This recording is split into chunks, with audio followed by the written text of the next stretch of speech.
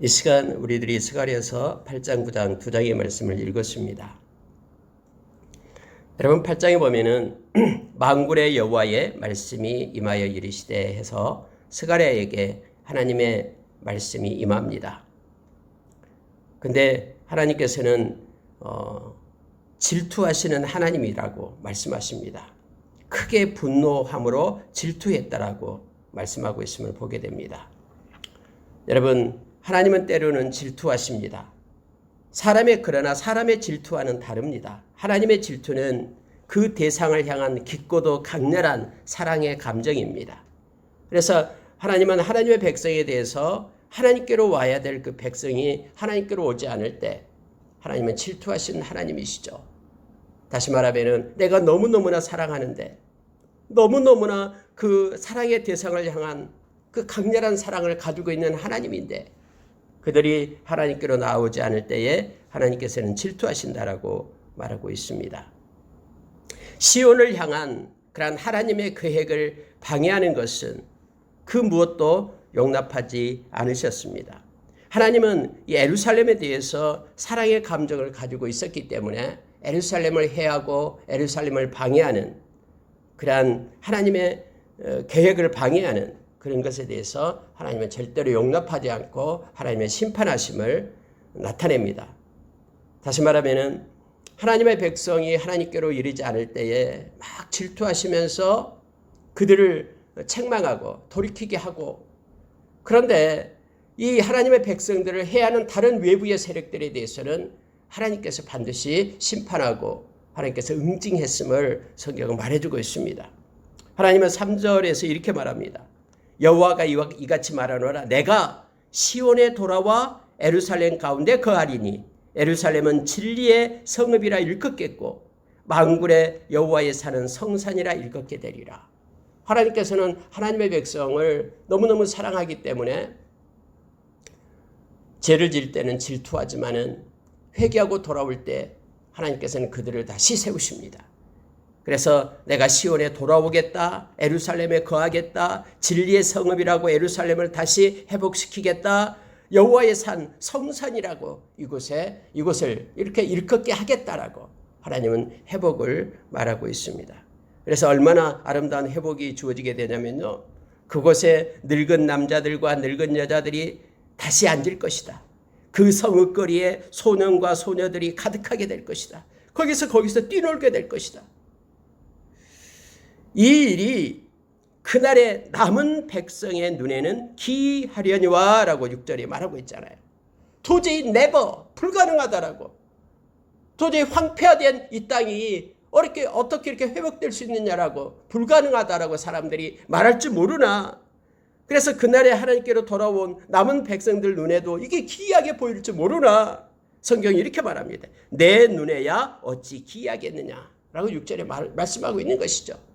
하나님의 계획이 있고 하나님의 뜻이 있기 때문에 하나님은 이렇게 하나님의 능력으로 행하신다라는 거예요. 어떻게 이것이 내 눈에 기이한 것이겠느냐.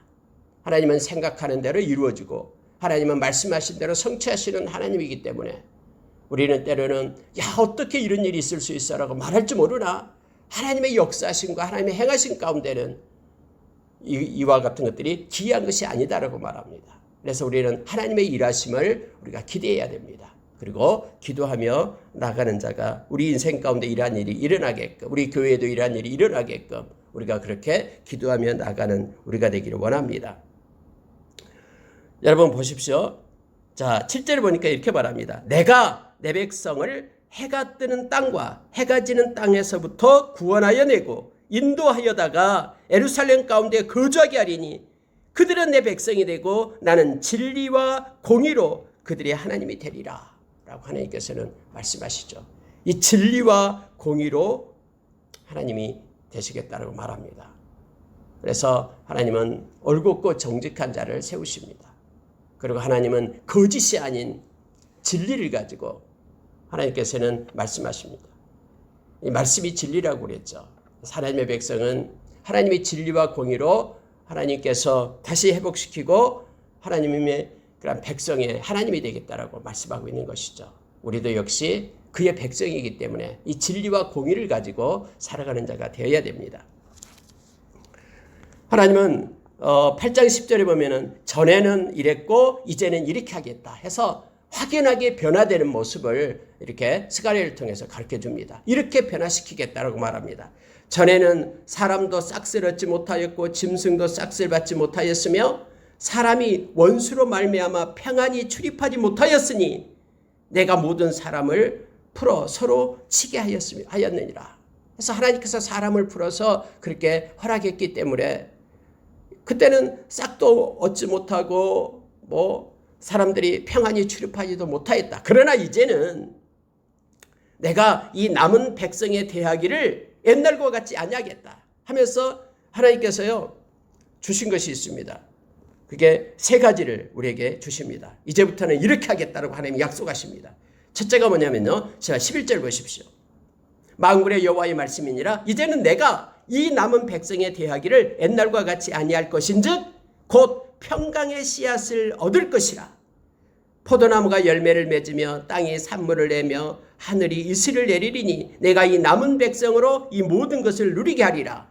하나님께서는 먼저 지금은 이 남은 백성, 다시 말하면 하나님께로 돌아온 백성을 얘기합니다. 회개하고 하나님께로 돌아온 백성에게는 평강의 씨앗을 얻게 하겠다라고 말합니다. 여러분, 이 평강의 씨앗이 무엇을 얘기합니까? 여기서 이 평강의 씨앗이다라고 말할 때는요, 그 열매를 맺게끔 하는 것을 말합니다. 씨앗을 뿌리면은 열매를 맺기까지 여러 가지 과정이 있잖아요. 어떤 재난도 있고 또는 가뭄도 있고 그래서 이와 같은 여러 가지 것의 결과물로 이 열매가 맺혀지잖아요. 그러면 평강의 씨앗을 얻을 것이다 이 말은요 무슨 뜻이면 씨앗을 뿌리면 이제는 재난도 겪지 않고 어떤 외부의 어떤 기근도 없고 이와 같이 하나님께서 보호하시겠다라는 거예요. 평강의 씨앗이라는 게. 그래서 풍성한 소출을 생산하게 할 것이다라는 것이 바로 평강의 씨앗이다라는 뜻이에요. 하나님께서 하나님께로 돌아온 남은 자들에게는 하나님께서 이렇게 막아주시겠다라고 불로 성곽을 두르고 예루살렘을 보호하여서 다른 것들로부터 들짐승이 먹지 못하게 하고 또 기근이 없도록 하나님께서 보호해 가지고 풍성한 소출을 내게끔 하는 씨앗, 이것이 바로 평강의 씨앗이라는 것이요. 하나님께로 돌아오는 자는 이제는 전에는 하나님이 흐트렀으나 질투의 하나님이 그렇게 흐트렀으나 이제는 회개하고 돌아온 하나님의 백성 남은 자들에게 평강의 씨앗을 얻게 하겠다라고 말합니다. 그래서 하나님이 아무리 환난 가운데도요 하나님의 백성을 하나님이 붙들고 세우십니다. 그래가지고 포도나무 열매가 맺게 하고 땅이 산물을 내게 하고 하늘은 이슬을 내려서 모든 것들을 누리게끔 하는 평강의 씨앗을 얻게 할 것이다라고 약속하십니다. 점점 시대가 코로나19로 인하여 어렵고 힘들어지지만 그러나 이 어려운 때에다도 하나님은 하나님의 백성을 눈동자처럼 보호하십니다. 그리고 평강의 씨앗을 얻게 하십니다. 하나님 앞에 엎드려 기도하는 자에게요. 저와 여러분이 이 은혜를 누리기를 바랍니다. 자, 여러분 두 번째는 뭐냐면 13절에 보면은 이렇게 말했습니다. 유다 족속과 이스라엘 족속아 너희가 이방인 가운데서 저주가 되었었으나 이건 옛날이에요. 옛날에는 너희가 저주가 되었다라는 거예요. 많은 이방인들 사람이 손가락질하고 교회를 향하여 손가락질하고 무시하고 멸시하는 그러한 저주를 받은 자처럼 망한 자처럼 그렇게 이전에는 되었으나 왜냐하면 노예로 갔거든요. 바벨론의 곳곳에 전쟁의 노예로 갔잖아요. 그랬으나 이제는 내가 너희를 구원하여 너희가 복이 되게 하리니 두려워하지 말지니라 손을 견고히 할지니라 라고 말하고 있습니다. 하나님이 이제는 저주가 아니라 저주를 바꿔서 복이 되게 하겠다고 말합니다. 하나님의 백성 남은 백성으로 하여금 이제는 복이 되게 하겠다고 말합니다. 복의 문이 되어서 너를 통해서 많은 이들에게 그러한 복이 증거되고 은혜가 끼쳐지는 그러한 복이 되게 하겠다라고 하나님은 말씀합니다. 그러니 두려워하지 말라라고 말합니다. 지금 너의 손을 견고히 하라라는 것은 너가 지금 하고 있는 일을 계속해라라는 거예요. 막 주변에서 두렵게 하고 힘들게 하여도 네가 지금 하고 있는 하나님께서 주신 말씀을 붙잡고 계속해서 견고히 서라. 너는 복이다 라고 말하고 있습니다. 너는 저주가 아니라 복이다. 그러니 나는 견고하고 담대하게 하나님의 그러한 사역을 감당할 것을 말씀해주고 있습니다. 그들이 지금 교회를 다시 재건하고 있는 중에 있잖아요. 많은 주변에서 막 다시 애워싸면서 못하게끔 하나님 앞에 성전을 세우지, 하나님께 성전을 세워서 예배드리지 못하게끔 그렇게 하고 있거든요. 그러나 하나님께서는 말씀하십니다. 걱정하지 마라. 내가 너희는 이제부터는 복이 될 것이다. 그러니 힘있게 일어나라라고 말합니다. 하나님께서 그렇게 말씀하시면 하나님 말씀대로 됩니다.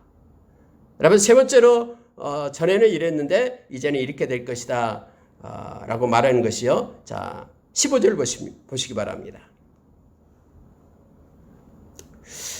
이제 내가 다시 예루살렘과 유다 족속에게 은혜를 베풀기로 뜻하였나니 너희는 두려워하지 말지니라. 여러분, 하나님께서는 전에는 은혜를 베풀지 않았다라고 얘기합니다. 재앙을 내리기로 뜻하고 뉘우치지 아니하였으나 이렇게 14절에는 말씀하고 있죠. 전에는 재앙을 내렸는데 이제는 내가 너에게 은혜를 내리겠다라고 하나님께서 말씀하십니다. 전에는 너희들이 내 말을 듣지 않고 내가 가증스럽게 여기는 것을 따라가고 나를 등 뒤에다 던지고 그래서 너무너무 마음 가운데 질투의 하나님이 내가 너를 사랑하는데 그래서 다 나를 떠났기 때문에 내가 너희들에게 재앙을 내렸다. 그랬는데 이제는 돌아오는 남은 자 너희들에게는 이제는 은혜를 베풀겠다라고 말씀하십니다. 여러분, 은혜라는 것은 우리가 잘 알잖아요. 우리가 노력해서 얻는 것은 은혜가 아니죠. 하나님께서 거저 주신 것이 은혜죠. 이제 하나님께서 내 백성에게 내가 하늘의 보고를 열고 내가 내 백성에게 그들이 하지 못하는 그들의 힘과 능력으로 얻는 것이 아닌 전적인 내가 너희들에게 선물로 주는 그러한 은혜를 베풀겠다라고 하나님은 말씀하십니다. 내가 다시 예루살렘과 유다 족속에게 은혜를 베풀기로 뜻하였다. 그러니 너희는 두려워하지 말라. 하나님의 은혜가 우리 가운데 있으면요, 우리는 두려움이 없습니다. 하나님의 백성은 오늘날 하나님의 은혜로 살아가는 사람들입니다. 여러분, 세 가지를 지금 하나님께서는 전에는 이것이 없었는데 지금부터 하나님의 백성에게 주시겠다라고 약속하신 것입니다. 첫째는 평강의 씨앗을 주겠다 해서 그들이 하는 것마다 결과를 내게끔 하시겠다라는 거예요.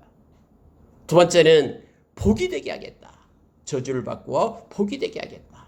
그러니 너가 하나님의 복이 너에게 임한다라는 것이죠. 그리고 이제는 재앙이 아니라 은혜를 베풀겠다. 그러니 힘있게 손을 굳게 하고 담대하라라고 두려워하지 말라라고 하나님께서 우리에게 말씀을 주십니다. 여러분, 16절을 보면은 너희가 행할 일은 이러하니라 하면서 하나님께서는 이 스가랴 선지자를 통해서 하나님의 백성들에게 이 세상에 살아가면서 어떻게 무슨 일을 행할 것인가를 구체적으로 가르칩니다. 보십시오. 너희는 이웃과 더불어 진리를 말하며 너희의 성문에서 진실하고 화평한 재판을 베풀고 마음에 서로 회하기를 도모하지 말며 거짓 맹세를 좋아하지 말라. 이 모든 일은 내가 미워하는 것이니라 하면서 하나님께서는 하나님의 백성을 하여금 해야 될 것이 있다라고 말씀합니다. 진리를 말해라 이 말이에요. 거짓을 말하지 말라라고 말합니다. 이웃과 더불어 하나님의 백성들과 더불어 정직하게 진리를 행하라라고 진리를 말하라라고 말합니다. 여러분, 거짓은 그 거짓의 아비가 사탄이잖아요. 거짓은 이 사탄은 늘 거짓을 가지고 우리를 유혹합니다. 한마디 거짓말만 하면은 많은 그러한 혜택이 있다라고 이득이 있다라고 말합니다. 그러나 절대 그렇지 않습니다. 이번만 딱 눈 감고 넘어가면은 이제 너에게 엄청난 것이 주어진다고 말합니다. 아니요. 만약에 설사 그렇게 해서 얻은 그런 악인의 형통함은 도리어 그 악인의 재물은 그 악인을 더 힘들게 하고요. 그것이 그의 족쇄로 됨을 알게 합니다. 성경 분명히 말하죠. 악인이 쌓은 재물은 의인을 위해서 예비해 둔 것이다라고 말하고 있어요. 너희는 악인들처럼 세상 사람들처럼 그렇게 하지 말고 진리를 말해라 라고 첫 번째 주문을 합니다. 자, 그 다음에요. 진실하고 화평한 재판을 베풀어라. 이것도 역시 정직을 얘기하고 있는 것이죠. 진실한 재판,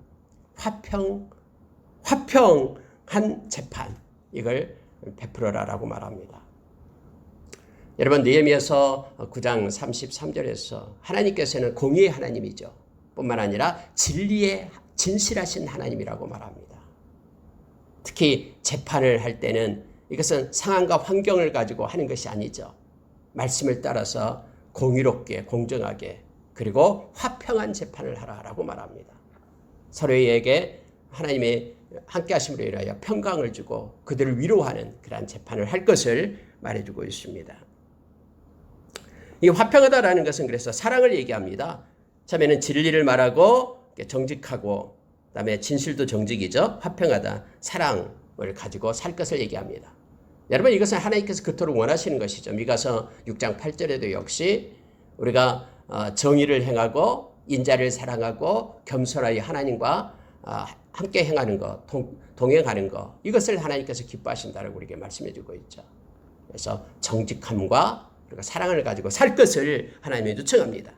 마음에 서로 해하기를 도모하지 말며 이렇게 말합니다. 여러분 이것은 뭐냐면요. 악의를 품지 말라라는 거예요. 우리가 로마서 1장 28절 이하에 보면은 마음에 하나님 두기를 싫어하는 사람들은 하면서 쭉 나타나는 현상이 있잖아요. 거기에서 나타나는 것이요. 반복해서 나타나는 게 뭐냐면은 악의를 품는 자들이다라고 얘기합니다. 악한 의도를 가지고 뭔가를 행해요. 그러나 하나님의 백성은 악한 의도로 뭔가를 행하지 말라라고 얘기합니다. 또 하나는 악독이 가득한 자다라고 얘기하잖아요. 악의가 가득하고 악독이 가득해요. 막 독한 마음이 있는 거예요. 마음에 그 원통함이 가득하면서 자기가 잘못했는데도 그것을 뉘우치지 않고요. 상대방이 했던 것만 생각하는 거예요. 그래서 이 악독을 품어요. 그래서 그것을 삶 가운데 나타내면 그 독이 자기를 죽이는 거예요. 또한 마음 가운데요. 악을 도모하는 자라고 얘기합니다. 악을 막 도모합니다. 막 악한 구상을 하고 악을 도모해요.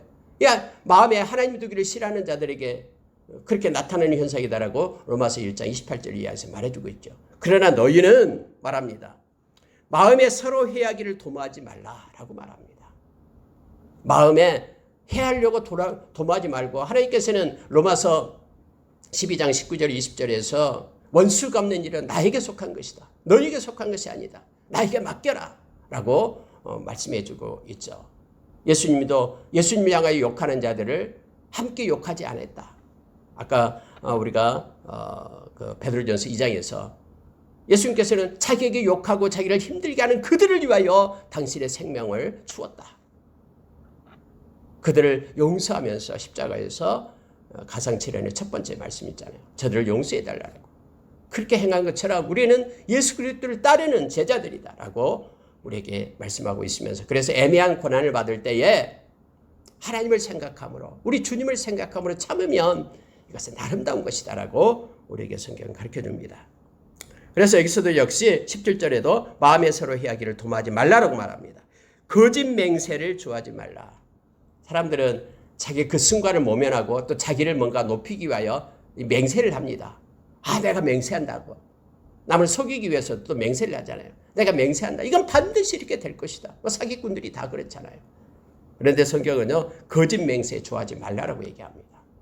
하나님이 싫어하신다고. 이것들은 이 모든 일은 내가 미워하는 것이다라고 성경은 말해주고 있는 것이죠. 그래서 진리를 말하지 않고 또 진실하고 화평한 재판을 베풀지 않고 마음에 해하기를 도모하고 거짓 맹세를 좋아하는 것 하나님이 싫어하는 것이다. 이와 같은 걸 버려라라고 성경은 말씀해주고 있습니다. 여러분 19절의 하반절에 보면은요 이렇게 됩니다.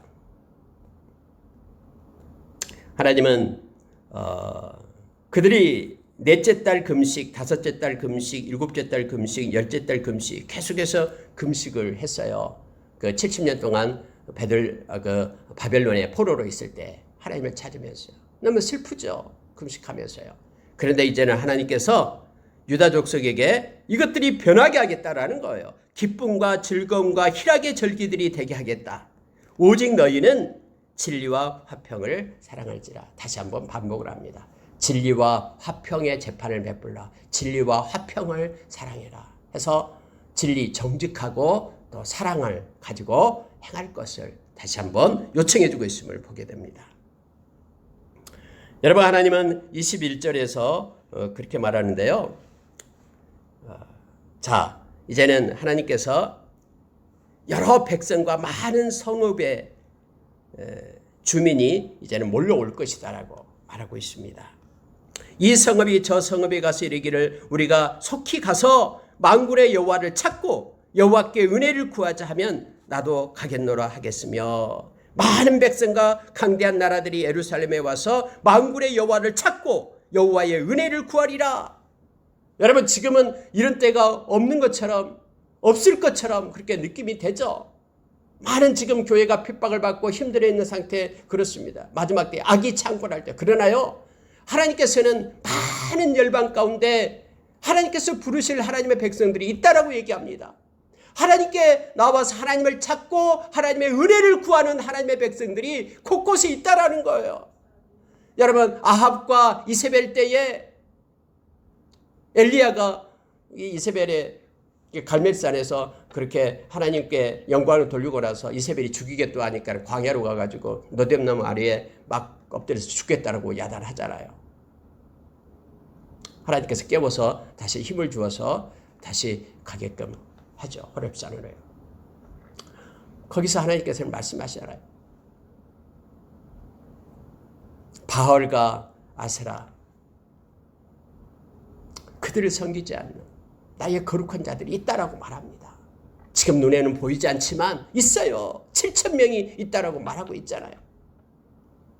여러분, 지금 상황과 환경 속에서는 이제는 큰일 났다라고 말하는 이들이 있습니다. 그러나 그렇지 않습니다. 하나님은 하나님의 일을 하나님이 행하십니다.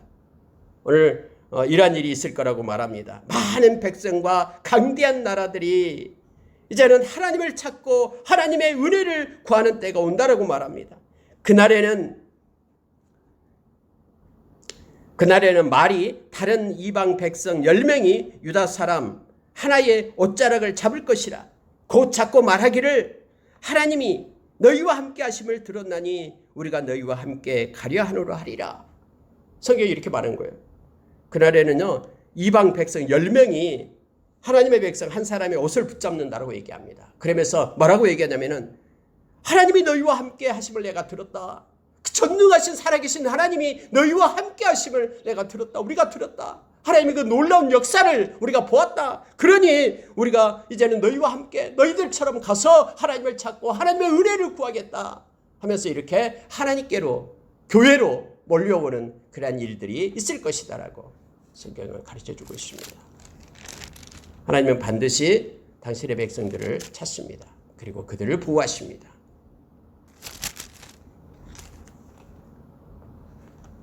여러분, 9장에 가면은요, 이렇게 말씀을 합니다. 하나님의 말씀이 나오는데요, 하나님은 하나님의 백성은 이렇게 구원하고 다시 회복을 시킵니다.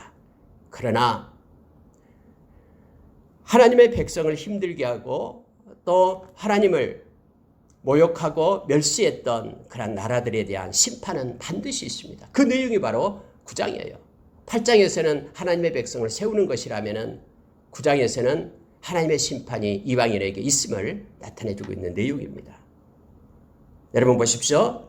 9장 1절에요. 하드락 땅이 나오죠. 그리고 다메섹이 나옵니다. 그리고 2절에서는 하맛, 두로, 시돈이 나옵니다. 자, 이러한 모든 그 이스라엘 백성 그 주변에 있는 나라들을 말하고 있습니다. 근데 보세요. 3절에요. 두로는 자기를 위하여 요새를 건축하며 은을 티끌같이 금을 거리에 진흙같이 쌓았도다. 여러분, 두로가 굉장히 부자였잖아요. 해상 국가로서 이 지중해 해상권을 장악하고 엄청난 부를 가지고 있었어요. 그런데 주께서 그를 정복하시며 그의 권세를 바다에 쳐 넣으시리니 그가 불에 삼켜질지라. 하나님의 심판이 임하니까요, 그들의 부가 아무런 의미가 없는 거예요. 자, 5절 보니까는 아스글론이 나옵니다. 가사, 에그론 모두가 다 블레셋을 말하고 있죠. 근데 하나님께서 가사에는 임금이 끊어질 것이며 아스글론에는 주민이 없을 것이며 아스돗에는 잡족이 거주하리라. 내가 블레셋 사람의 교만을 끊겠다. 하나님께서 그렇게 심판하는 거예요. 교만하여서 하나님의 백성을 힘들게 하고 하나님의 백성을 놀아겠던 그들에게 하나님께서는 이제 심판하겠다라고 말씀을 합니다. 그들의 교만을 끊겠다라고 말합니다. 여러분 7절에 보면은 무섭게 나타납니다. 보십시오. 그의 입에서 그의 피를 그의 입 사이에서 그 가증한 것을 제거하리니 그들도 남아서 우리 하나님께 돌아와서 유다의 한 지도자와 같이 되겠고 에그로는 여부수 사람같이 되리라. 여러분 이게 무슨 뜻이냐면요. 하나님은요 모두를 다 이방 사람 모두를 다 심판하는 게 아니다라는 걸 또 다시 한번 얘기해줘요. 무슨 얘기냐면은 그 중에서 하나님께 돌아오는 이방에게도 회개할 수 있는 기회를 줘서 하나님께로 돌아오는 자를 하나님께서 구원하시겠다라고 말씀하고 계시는 거예요. 믿지 않는 많은 사람들이 있는데 그들 가운데에서도 하나님께서 부르실 사람들이 있다라고 말하는 거예요. 그들은 하나님께서 보호하시고 그들은 하나님께서 다시 세우겠다라고 말씀하신 것이 바로 7절입니다. 가증한 것을 내가 제거하겠다라고 말하죠. 그러면서요. 그들도 남아서 이렇게 해요. 남는 자가 있다라는 거예요. 하나님께로 회개하고 돌아온 자들이 있어요. 아까 여러분 우리가 8장 하반절에서 그렇게 봤잖아요. 많은 나라들 그들이 10명이 그 유다 사람의 옷자락을 붙잡고 우리도 같이 가겠다 하는 자들이 있어요. 그들을 하나님께서는 다시 세우겠다고 말합니다. 그들을 이렇게 말합니다. 남아서 우리 하나님께로 돌아와서 유다의 한 지도자 같이 되겠고 라고 말합니다. 그 이방인이 바로 저와 여러분이에요. 오늘날 열방의 곳곳에서 예수 그리스도를 믿는 하나님의 백성들이 바로 이들이에요. 우리 하나님께로 돌아와서 유다의 한 지도자같이 되겠고 에그론은 여부수 사람같이 되리라. 여러분 에그론이 여부수 사람같이 되리라 이게 무슨 뜻이냐면요. 비록 심판하실지라도 하나님은 자비로우셔서 우상을 섬기는 이방 나라들에게 회개를 통해서 하나님의 백성으로 편입될 수 있는 기회를 제공한다라는 뜻이에요. 옛적에 여러분 가나안 땅에 여부수 족속이 있었잖아요. 근데 여부수 족속이 다 원래는 멸절되고 그리고 그들이 심판을 받아서 없어져야 되잖아요. 진멸되어야 되잖아요. 근데 그렇지 않았습니다. 이스라엘에 동화된 것처럼 그들이 이제 몇 명이 남아서 이스라엘이 동화됩니다. 여부수 사람들이요. 예루살렘에 있던 주변에 있던 그런 사람들이. 그래서 하나님의 백성들이 돼요. 그런 것처럼 성경이 그렇게 말합니다. 에그론도 역시 여부수 사람같이 되리라. 그들 중에 남아있는 자들이 하나님을 섬기는 하나님의 백성으로 될 것을 지금 말해주고 있는 것입니다. 이 말씀 보고 마치겠습니다. 여러분 하나님께서는 이제 이러한 일을 행하시겠다라고 말씀을 하는데요. 자, 한번 보십시오. 8절입니다. 내가 내 집을 둘러 진을 쳐서 적군을 막아 거기 왕래하지 못하게 할 것이라. 하나님은 절대로요. 하나님의 집을 지키십니다. 하나님의 백성을 지키십니다. 둘러서 하나님께서 진을 치겠다라고 얘기합니다. 그래서 적군을 막아줍니다. 요한일서 우리가 5장 18절의 말씀처럼 거룩하신 분 우리 주님께서 거룩한 자들 하나님께로부터 난 자들 얘기하죠. 하나님께로부터 나신 분이 하나님께로부터 난 자들인 우리를 악한 것이 만지지도 못하게끔 지켜준다라고 말씀을 하시죠. 하나님께서는 다시 한번 말씀을 합니다. 내가 지키겠다라고 말합니다. 자, 거기에 적군을 막습니다. 그래서 거기 왕래하지 못하게 할 것이라 포악한 자가 다시는 그 지경으로 지나가지 못하리니 이는 내가 눈으로 친히 범이니라. 하나님께서 눈으로 친히 살펴서 하나님께서 막아주시겠다라고 말씀을 하십니다. 그러면서 여러분 이제 그와 같은 일이 어떻게 이루어질 것인가를 말할 때에요. 자, 9절 이하에서 나옵니다. 예수 그리스도를 말씀하고 있습니다. 시온에 따라 크게 기뻐할지어다. 예루살렘에 따라 즐거이 부를지어다. 보라, 네 왕이 내게 임하시나니 그는 공의로우시며 구원을 베푸시며 겸손하여서 나귀를 타시나니 나귀의 작은 것 곧 나귀 새끼니라. 여러분 이 말씀 우리가 신약 성경에서 많이 인용되는 말씀이시잖아요. 예수 그리스도를 통해서 왕 되신 우리 주님을 통해서 우리는 공의로우시고 구원을 베푸시고 겸손하신 그 주님 때문에 우리는 부하심을 받고 또 그가 이방 사람들에게 화평을 전할 것이요 그의 통치는 바다에서 바다까지 이루고 예수 그리스도 때문에 많은 이방인들이 주께로 돌아와서 하나님께로 돌아와서 하나님의 통치를 받게 된다라고 말합니다. 11절에 보면은 또 너로 말할진대 내 언약의 피로 말미암아 내가 네 갇힌 자들을 물 없는 구덩이에서 놓았나니 언약의 피로 말미암아 물 없는 구덩이에서 놓아주겠다고 해방시키겠다고 말하고 있음을 보게 됩니다. 그래서 그들은 갇혀 있으나 소망을 품은 자들아 하면서 12절에 말하죠. 너희는 요새로 돌아올지니라 내가 오늘 또 이르노라 내가 내게 갑절이나 갚을 것이라 하면서 하나님의 백성에게 힘을 주고 있음을 보게 됩니다. 우리가 예수 그리스도 안에 있으면은 우리는 어떤 것으로부터 보호를 받습니다. 우리가 요한복음 15장 5절의 말씀처럼 우리가 주님을 떠나서는 아무것도 할 수 없지만 우리가 주 안에 있을 때에 우리는 그 어떤 외부의 세력도 예수 그리스도 안에 있는 하나님의 사랑에서 끊을 수가 없습니다. 그것이 때로는 생명이라도 사망이라도 사망이나 생명이나 천사들이라도 아니면 권세자들 악한 사탄이라도 그리고 현재 막 무수한 일들이 일어나잖아요. 앞으로도 엄청난 일이 세상에 있을 거예요. 막 재앙도 있고 여러 가지 자연재해도 있고 그러한 모든 일들 장래일이라 어떤 능력이라도 높음이나 기쁨이나 어떤 피조물이라도 예수 그리스도 안에만 있으면은 예수 그리스도 안에 있는 그 하나님의 사랑에서 어떤 것도 우리를 끊을 수 없다라고 성경 우리에게 가르쳐주고 있죠. 우리가 예수 그리스도 안에 있을 때 주님의 통치와 간섭을 받습니다. 그분은 공의롭고 우리에게 구원을 베풀며 그의 보혈로 인하여 우리를 해방시킵니다. 죄로부터. 그리고 겸손한 우리 주님의 옷을 입고 살게끔 우리를 이끄십니다. 자, 14절 한번 보십시오. 여호와께서 그들 위에 나타나서 그들의 화살을 번개같이 쏘아내실 것이며 하나님이 직접 이렇게 둘러서 진을 치고 적군을 막아주시는데요. 그 표현을 구체적으로 지금 말하고 있습니다. 그래서 지금 성전을 재건하고 있는 이 스룹바벨 그리고 여호수아에게 그리고 그 백성들에게 하나님은 힘을 주고 있는 거예요. 하나님께서 어떻게 하시냐면은 하나님이 그들 위에 나타나서 막 화살을 번개같이 쏘아대실 것이다라고 말합니다. 여호와께서 나팔을 불게 하시며 남방 해오리 바람을 타고 가실 것이라.